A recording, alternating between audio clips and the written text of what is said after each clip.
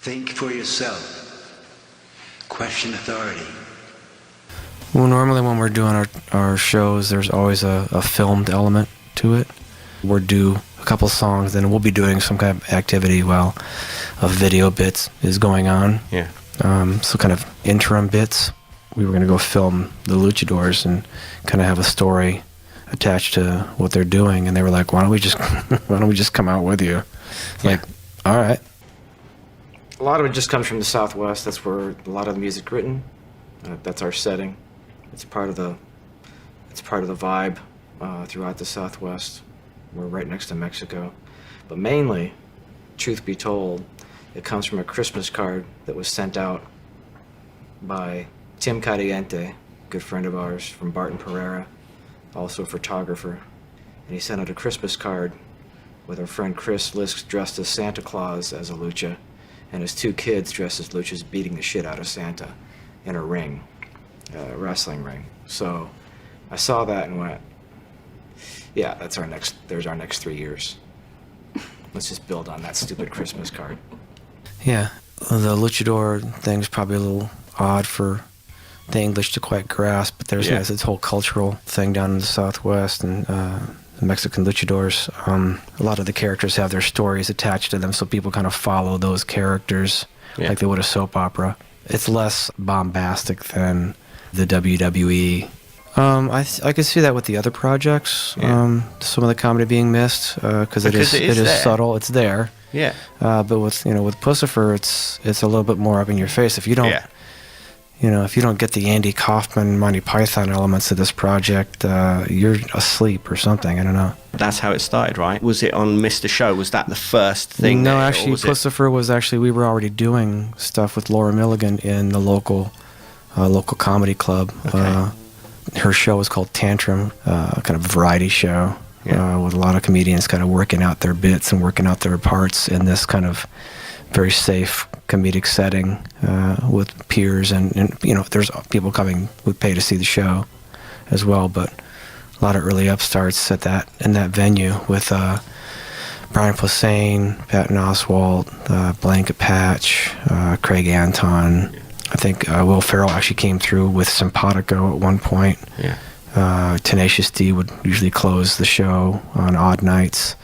So it was quite it was before you even heard any of these names. This is what we were doing in these clubs, and Puscifer was kind of the other band that was kind of closing the show when Tenacious D wasn't.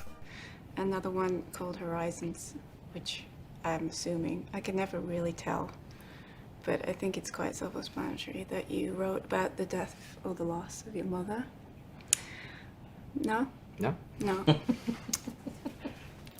And, but you can just remove mother from the equation and it works. Yeah, death or loss, and something that I've experienced recently. So that one is pretty moving to me right now. How about you, Matt? Autumn. Mm-hmm. Similar reasons. Yeah. That would be mine. And Vagina Mine. Great track. And mine would be Balls to the Wall.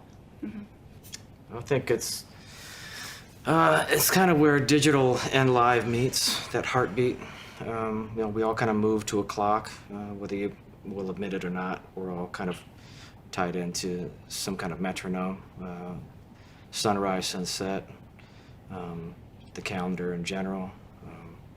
So those movements that you make to that daily rhythm, I feel like digital isn't nearly as cold and calculated as some people claim it to be. I think that the intersection, the interaction between the digital and the living, breathing can be inseparable, and that's kind of where we exist, right on that collision course. I just made that shit up. Yeah. You like it? I like it. Okay, let's do a different answer. I think the aesthetic in itself is whatever the... Can I swear? Whatever the fuck these two decide probably while they're drinking añejo tequila for the most part, or whatever Christmas cards they read, and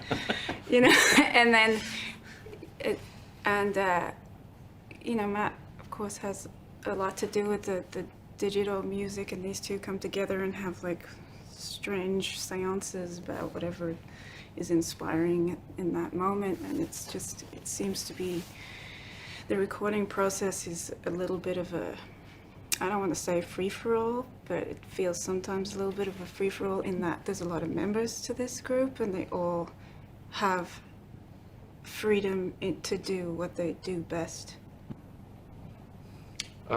Generally speaking, the vocals are going to come from me until I hit a wall.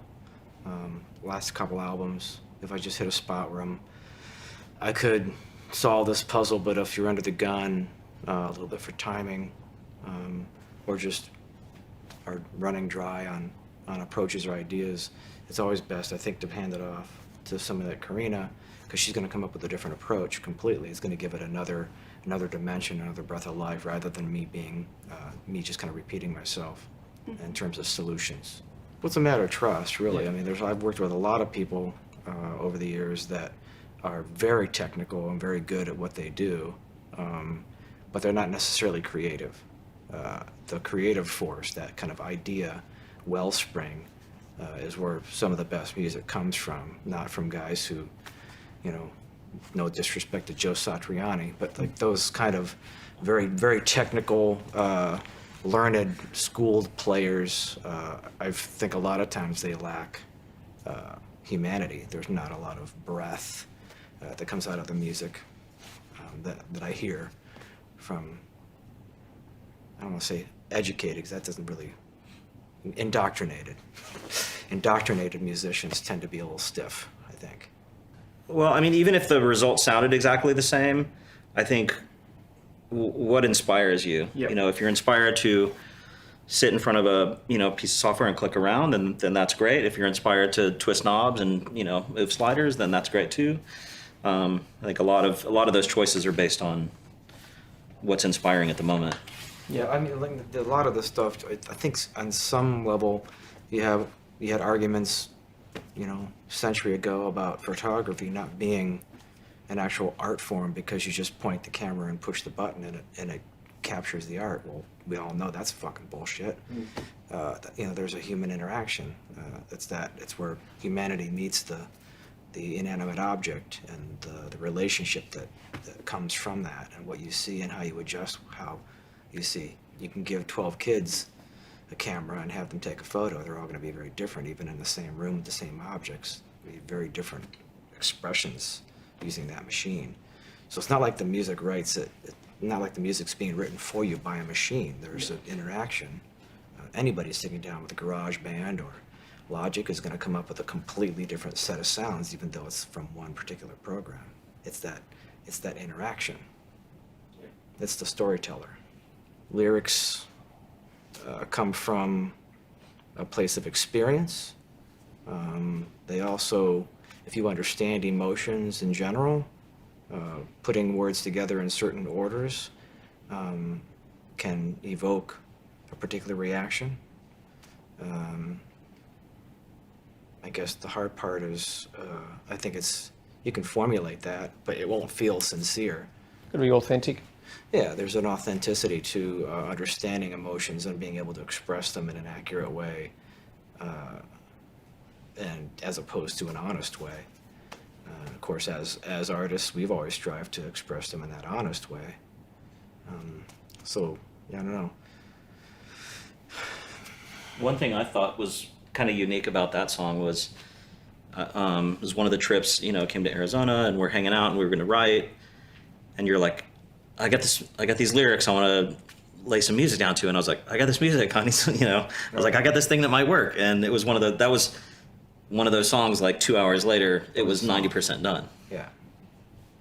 Which is kind of unique, and it was like percolating, ready to happen. Which is, you know, it's hard for someone who's a non-songwriter or a non-winemaker or a non-chef to truly grasp what that process looks like. If you put all the pieces on the table, it wouldn't make any sense until you actually hear the finished product.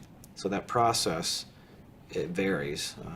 You know, we have far more complicated songs that took far less time to write because they fell into place because of our experience, and we could see where this could go.